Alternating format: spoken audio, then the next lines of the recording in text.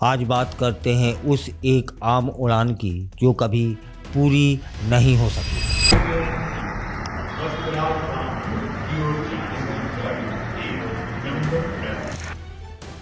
Ahmedabad airport से London के लिए उड़ान भरने वाला एयर इंडिया का ड्रीम लाइनर 787 विमान टेक ऑफ के दौरान हादसे का शिकार हो जाता है। विमान में सवार 242 यात्रियों की जान कुछ सेकंड के भीतर खतरे में आ जाती है। हादसा शहर के भीड़भाड़ वाले मेघानी नगर क्षेत्र में हॉर्स कैंप के पास हुआ, जिससे आसपास की इमारतों में भी अफरा तफरी मच जाती है। कैसे हुआ यह हादसा? कुछ चश्मदीद सामने आए, उनकी बात सुनते हैं, उनकी बात बताने का प्रयास करता हूँ। प्रत्यक्षदर्शियों के मुताबिक विमान के टेक ऑफ के बाद ही कुछ पलों के बाद एक जोरदार धमाके की आवाज़ सुनाई देती है। विमान का पिछला हिस्सा पहले एक ऊंचे पेड़ से टकराता है और फिर उसका संतुलन बिगड़ जाता है। कुछ सेकंड में ही विमान ज़मीन से जा टकराता है और आसपास धुआं और मलबा फैल जाता है। आग के गुब्बारे देखे जाते हैं। विमान बहुत कम ऊंचाई पर था।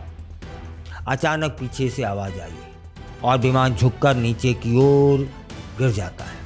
यह बात कही है राजेश पटेल ने, जो कि चश्मदीद है।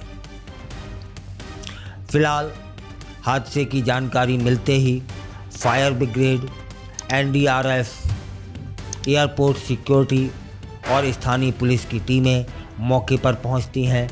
विमान में आग लगने से रोकने के लिए तुरंत जितना काम किया जा सकता है, पानी का छिड़काव या गैस का छिड़काव, वह किया गया। दर्जनों घायलों को पास के विभिन्न अस्पताल और निजी चिकित्सा संस्थानों में भर्ती करा दिया गया। क्या था तकनीकी कारण? शुरुआती जांच में क्या निकला सामने, यह जिज्ञासा है। डीजीसीए और एयर इंडिया ने प्राथमिक जांच शुरू कर दी है। शुरुआती रिपोर्ट में यह संदेह जताया जा रहा है कि विमान के पिछले हिस्से की किसी जगह पर संभावित पेड़ हो सकता है या पोल हो सकता है से टक्कर हुई, जिससे विमान की दिशा बिगड़ गई। हालांकि पायलट की तरफ से इमरजेंसी कॉल का कोई रिकॉर्ड अभी तक नहीं मिला है, लेकिन किया था, ऐसा भी कुछ लोग कह रहे हैं। विमान एयर इंडिया ड्रीम लाइनर 787 यात्री 242, जिनमें से एक खुशकिस्मत निकले और वो बच गए। हादसे का स्थान था हॉर्स कैंप, मेघानी नगर, अहमदाबाद। समय था 1:30 बजे। अब राजनीतिक प्रतिक्रिया और जांच के आदेश हुए। गुजरात के मुख्यमंत्री ने तुरंत उच्च स्तरीय बैठक बुलाई और हादसे की न्यायिक जांच के आदेश दिए। प्रधानमंत्री कार्यालय ने डीजीसीए को रिपोर्ट प्रस्तुत करने के लिए 48 घंटे का समय दिया।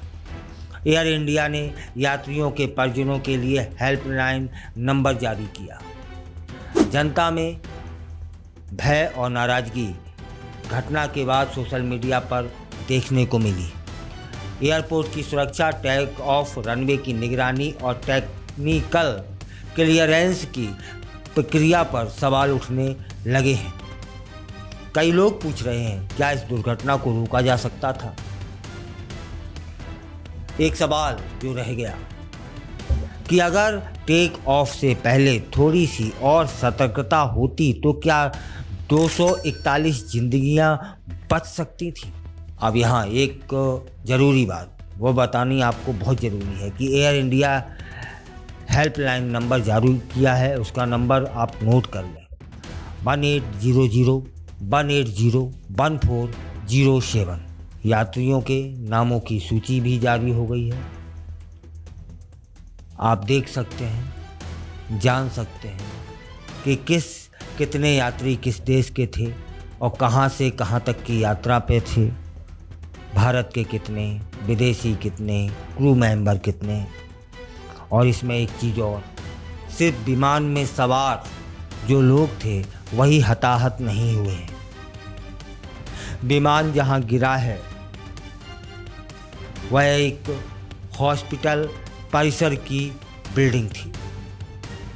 वह मेडिकल के छात्रों का मेस था जहां वो भोजन करने जाते थे। कई डॉक्टर, कई विद्यार्थी जो डॉक्टर बनने का सपना लेकर वहां पहुंचे थे, उनके माता पिता के सपने तो अधूरे रह ही गए, साथ में उनके बुढ़ापे की लाठी इस हादसे ने छीन ली। संख्या अभी तक पूरी सामने नहीं आई है। एजेंसियां काम कर रही हैं कि उस हॉस्पिटल मेडिकल कॉलेज के छात्र कितने थे, स्थानीय जो लोग वहां निवास कर रहे थे वो कितने हैं, और विमान में जरूर संख्या निश्चित हो चुकी है। 242 लोग थे, जिसमें से एक भाग्यशाली इंसान की जान बची। 241 लोग इस दुनिया से चले गए जिनकी यह यात्रा पूरी ना हो पाई।